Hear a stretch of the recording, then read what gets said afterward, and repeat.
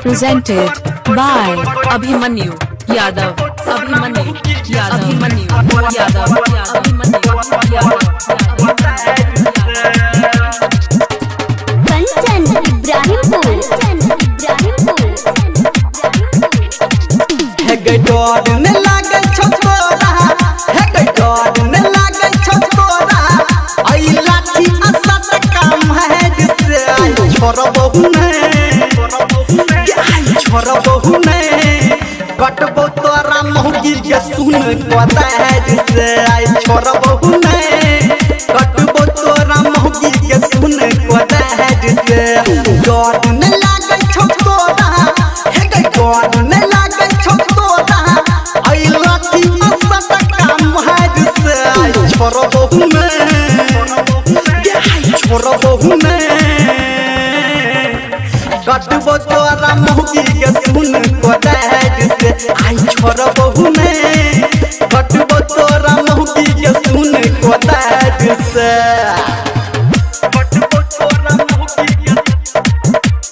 Mixed by Abhimanyu Yadav. Abhimanyu Yadav. Abhimanyu Yadav.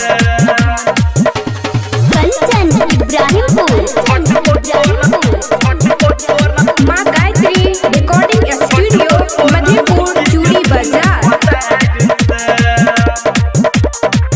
कद नहीं छकाम कोनो कहर छा कुटानी के तोर छा पलहंग एना जेना महारानी के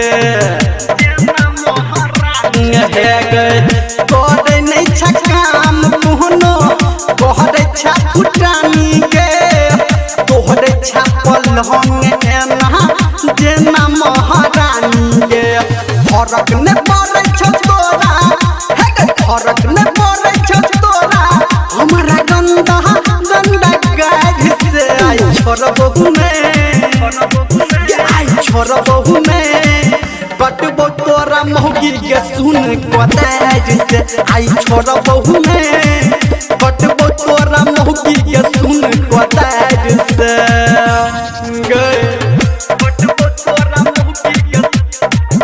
Abhimanyu Yadav.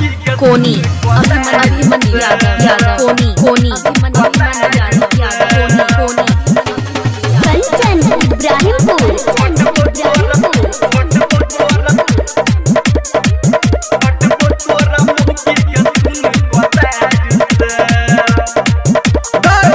तुझे तोहरा कारी बनेला नहीं छौ चोहट घर के अपोरा लाज दही भोरे नहीं छौ गट घर के गए गए गए तुझे तोहरा कारी बनेला नहीं छौ चोहट घर के अपोरा लाज दही भोरे नहीं छौ गट घर के बहु धर्म नर तोरा है के कहूं निरमलिया तोरा आई सोही कोनार से हम छोरा बहू ने हम छोरा बहू ने कटबो तोरा मौगी के सुन कोनार से आई छोरा बहू ने कटबो तोरा मौगी के सुन कोनार से काट दबो Abhimanyu Yadav.